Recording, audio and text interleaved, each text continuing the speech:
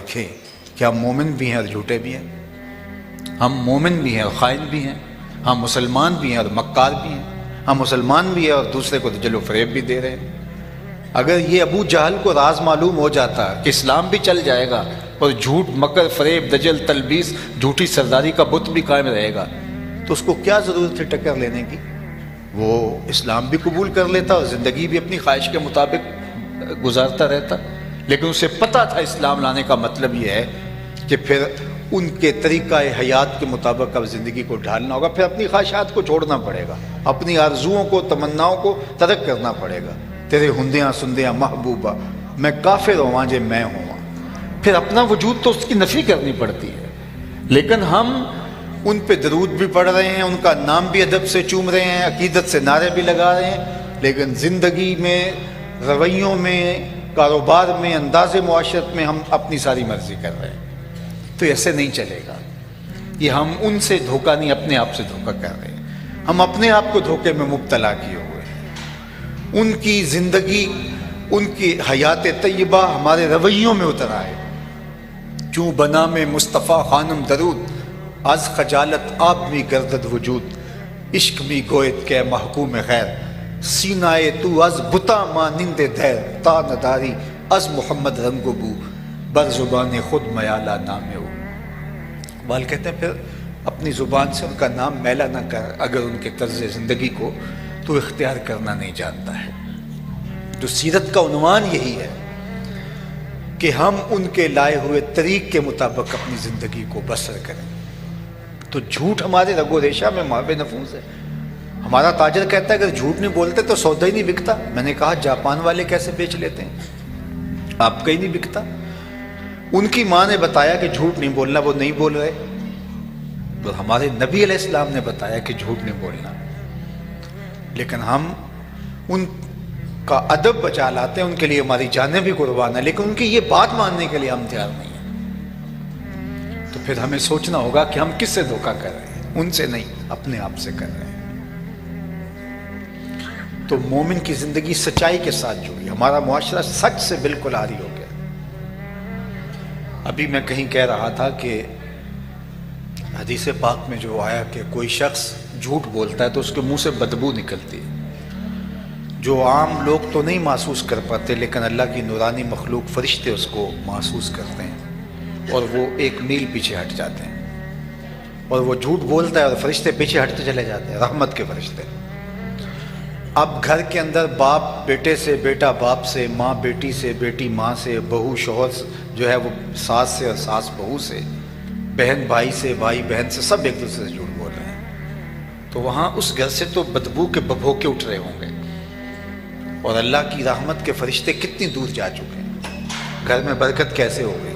اب ہم نے کہا کسی نے کالا جادو کر دیا، کسی نے بندش کر دی، ہمارے گھر کے اندر جو ہے وہ کسی نے ٹونا کر دیا، کسی نے تعویذ ڈال دیے، پھر بھاگتے ہیں عاملوں کے پاس، اور عامل کا تو کاروبار ہی ہے، وہ تو بیٹھے اسی لیے ہے، تو وہ تو آتے ہی کہے گا کہ تو وقت پہ آ گیا، اگر نہ آتا تو یہ تعویذ چل جانے تھے، اور جو رہی صحیح کوئی چیزیں وہ بھی نہیں رہنی تھی۔ تو پھر ہر اتوار کو اس کے ڈیرے پہ پھیرا لگانا پڑتا ہے۔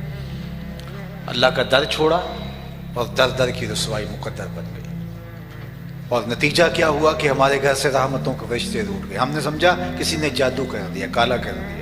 یہ سیاہی تو تم نے پھیری ہے اپنے گھر کی دہلیز پر، اپنے آنگن میں، اپنے صحن میں، اپنے گھر میں، دیواروں پر، گلیوں بازاروں میں، اطراف میں تم نے سیاہی جھوٹ کی پھیر دی ہے، اور رحمت کے فرشتے دور ہٹ گئے ہیں۔ تو زندگی سچ کے ساتھ جوڑو، سچ ہی خیر ہے، سچ ہی طمانینت قلب کا ذریعہ ہے۔ جھوٹ بول کے اگر وقتی طور پہ کوئی فائدہ بھی حاصل ہو جاتا ہے، اندر کی بے چینی نہیں جاتی۔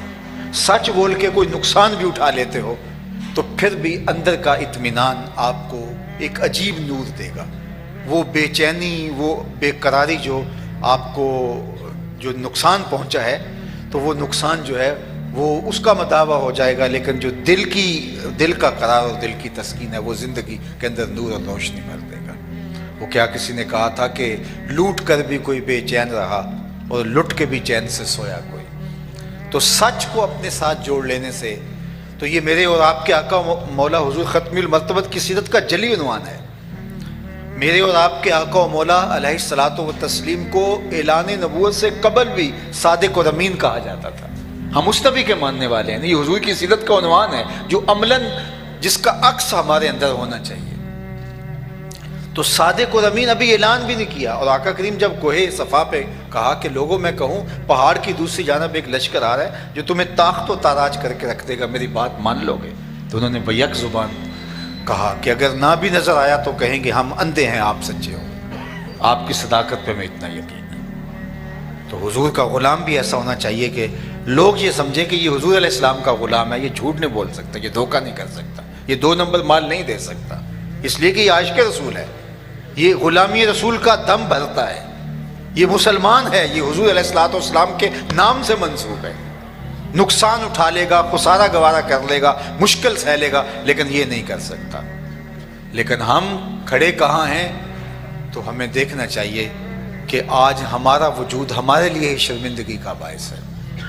آقا کریم علیہ السلام کی سیرت کا صرف ایک عنوان آپ کے سامنے، جو برجستہ عنوان ام المومنین حضرت سیدہ خدیجۃ الکبریٰ رضی اللہ تعالی عنہا نے حضور کے لیے بیان فرمایا. جب پہلی وحی کا نزول ہوا تو قرآن تو اگر پہاڑوں پہ بھی نازل ہو تو فرمایا کہ وہ بھی ریزہ ریزہ ہو جائیں. یہ تو حضور کا سینہ تھا، حضور کا قلب اطہر تھا جو سہار گیا. تو حضور تشریف لائے تو سردی محسوس ہو رہی تھی، تو کہا زملونی، مجھے چادر دے دو. تو انہوں نے حضور کے کندھوں پہ چادر اڑا دی. تو حضور کو پریشان دیکھا تو تسلی دیتے ہوئے کہا کہ کلا واللہ لا یخزیک اللہ ابدا، آپ کا رب آپ کو کبھی بھی بے آبرو نہیں ہونے دے گا. کیوں؟ انک لتصل الرحم، آپ صلہ رحمی کرتے ہیں. یہ آپ کا نمایاں وصف ہے جو برجستہ بیان فرمایا. ابھی اعلان نبوت حضور نے نہیں کیا، حضور کے اوصاف حمیدہ جو ام المومنین بیان کر رہی ہیں. چونکہ گھر میں سب سے قریب شخص جو ہوتا ہے، جو کسی شخص کے کردار کو، کسی کی سیرت کو نمایاں بیان کر سکتا ہے، اور اس کے سامنے کوئی شخص کھل کے ہوتا ہے، وہ بیوی ہی ہوتی ہے. انسان بہت سارے لوگوں کے سامنے مختلف تکلف میں ہوتا ہے، لیکن گھر میں تو وہ تکلف نہیں کر پاتا مستقل طور پہ. گاہک کے ساتھ ہنس ہنس کے کوئی بول رہا ہو تو اس سے یہ اندازہ لگانا مشکل ہے کہ وہ خوش اخلاق ہے، چونکہ وہ ہو سکتا ہے اس کی کاروباری مجبوری ہو. یہ آج کل یہ تصویریں کھینچنے کے لیے تو وہ کہتے ہیں تھوڑا سا مسکرائیے، تو وہ بھی مسکرانا پڑتا ہے. تو اب اس کا یہ مطلب تھوڑا ہے کہ یہ بندہ بہت زیادہ خوش مزاج ہے کہ اب آپ کو دیکھو کہ یہ مسکرا رہا ہے، جس تصویر میں دیکھو مسکرا رہا ہے. یہ تو تصویر کھنچوانے کی مجبوری ہو سکتی ہے. تو کہاں پتہ چلے گا کہ انسان اپنے اصلی روپ میں ہے؟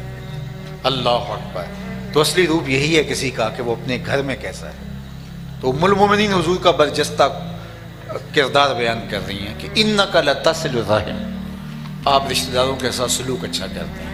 دوسرا کردار حضور کا بیان کیا وتصدق الحدیث، آپ ہمیشہ سچ بولتے ہیں، زندگی میں کبھی جھوٹ نہیں ہے. اور تیسری بات ارشاد فرمائی وتحمل الکلہ، جس کا کوئی بوجھ اٹھانے والا نہیں اس کا آپ بوجھ اٹھانے والے ہیں.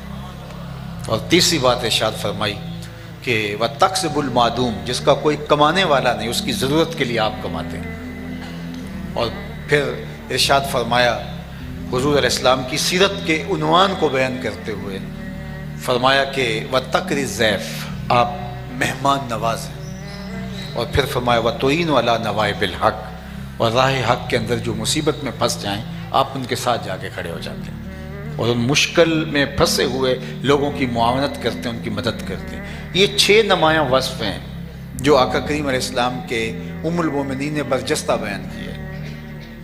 یہ کم از کم نصاب ایک امتی کے اندر یہ 6 چیزیں تو ہونی چاہیے. اپنے نبی علیہ السلام کی سیرت کا اتنا عکس تو اس کے اندر واضح ہونا چاہیے کہ وہ اپنے رشتہ داروں کے ساتھ سلوک اچھا کرے.